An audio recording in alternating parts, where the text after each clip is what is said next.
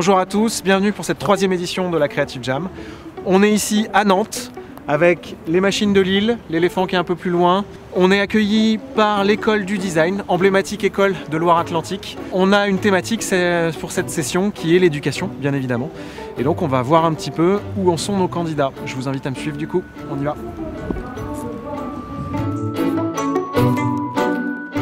Bonjour à tous, bienvenue à cette édition Creative Jam de Nantes, Loire-Atlantique, voire même un peu plus. On est vraiment sur l'ouest de la France, nord-ouest de la France. Et donc je suis très heureux de vous recevoir ici, dans ce lieu assez spécial. On est dans un lieu d'éducation, on est dans un lieu d'apprentissage, de partage. Et donc la thématique, vous l'avez eu normalement, c'est donc l'éducation. La thématique, on l'a dit, c'est l'éducation.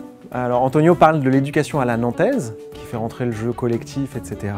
À l'ère du tout numérique, de la surinformation, des tutos YouTube et des fake news, comment on pourrait réconcilier l'éducation qui est parfois un peu trop scolaire et apprentissage aussi plutôt très personnel. Vous n'êtes pas en train de faire un projet. Ce que vous allez faire, c'est faire un prototype qui va vous permettre de pitcher le projet, qui va vous permettre de le présenter et de le vendre au jury ce soir. Voici nos 6 équipes. Yann et Jérôme, Alix et Armand, Léna et Justine, Simon et Raphaël, Laureline et Théo, et Clémentine et RL. Pour les aider, nos candidats peuvent compter sur des super coachs. Jean, designer chez OnePoint, Tristan, designer au collectif Linéal, et Xavier, directeur artistique indépendant. La mesure du vent, enfin quelque chose, et qu'après il y a un outil commun de reportage collectif en fait, et qu'après les élèves viennent récupérer un support plutôt numérique que physique, mais qu'ils puissent après montrer à leurs parents, etc. Donc chacun a son rôle et on fait une œuvre collective. Excellent. Chacun a un mini-reporter. Ouais, un petit reporter. Des mini-reporters, mais après qu'ils mettent en commun, ils voient la valeur collective de leur projet. Magnifique.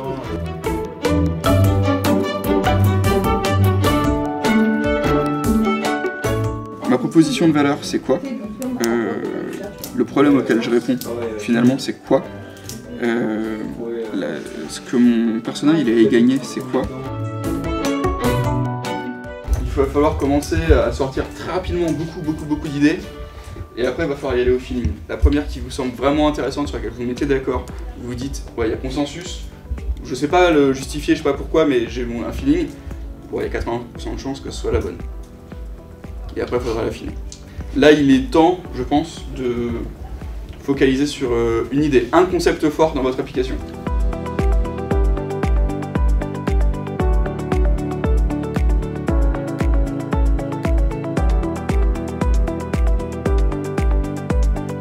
C'est mettre en relation des étudiants autour d'un cours.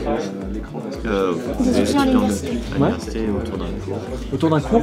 C'est comment casser ce côté individuel, isolé, pour remettre de la place, pour favoriser le collectif autour de l'apprentissage. D'accord, donc faciliter le fait de tisser des relations. Ouais.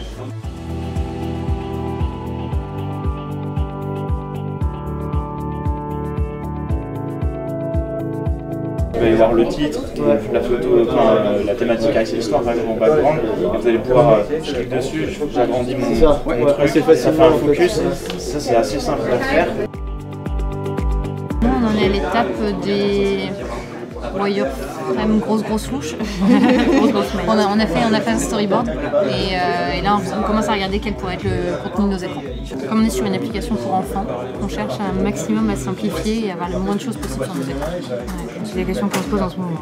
Voilà. Qu'est-ce qu'il va comprendre? Il ne va pas lire le texte. Qu'est-ce qu'on supprime? Quel type de groupe bouton on met en place et voilà. Le concept de Léna et Justine, c'est un système de documentation multimédia et collaboratif pour les jeunes élèves qui permet d'apprendre tout en faisant le petit reporter. Une phrase, vous pourriez me le pitcher ou pas? Une phrase. C'est dur, hein. Je sais.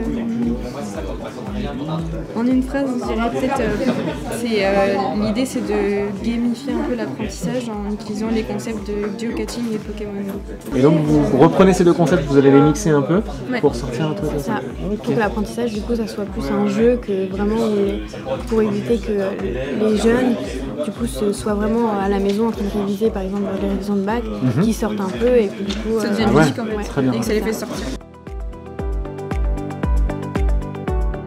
On a trouvé notre concept et là on est en train de faire les personnages, les fonctionnalités de l'appli. Voilà, c'est en bonne voie, ça va. Le concept de Clémentine et RL, c'est un jeu de piste pour les étudiants qui permet de tester ses connaissances dans toutes les matières. Ils ont un sujet qui est un peu large et complexe quand même à appréhender et je m'attendais pas à ce qu'ils trouvent aussi rapidement des contextes et des problématiques d'usage. Donc là moi je suis plutôt confiant, même s'ils tardent un petit peu à se mettre au prototypage pur. On a des concepts et des problèmes identifiés et ça c'était pas gagné dès le départ, donc je trouve que c'est plutôt pas mal. On avait un premier projet qu'on a un peu cassé au final, et là on est en train d'essayer de le généraliser pour pouvoir l'élargir. On réouvre en fait le champ des possibles sur partir de notre problématique qu'on a posée, on a défini notre thématique, notre sujet, et on réouvre à peu près au niveau des publics qu'on pourrait toucher surtout, principalement, et du coup les interactions qu'il y aurait entre les différents publics. Le concept de Simon et Raphaël, c'est une plateforme collaborative pour les étudiants et les enseignants qui permet de mieux gérer les projets pédagogiques.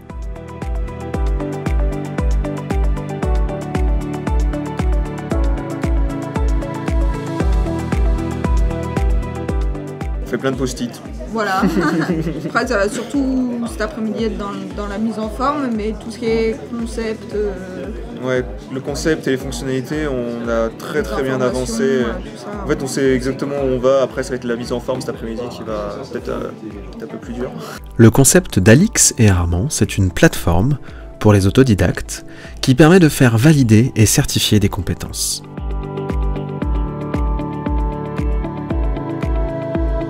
On se met pas trop la pression pour le moment. Le concept est plutôt défini. Maintenant, on est parti sur les wireframes, on a les personas, on a le scénario, on a le but de l'application. Ça découle bien pour l'instant.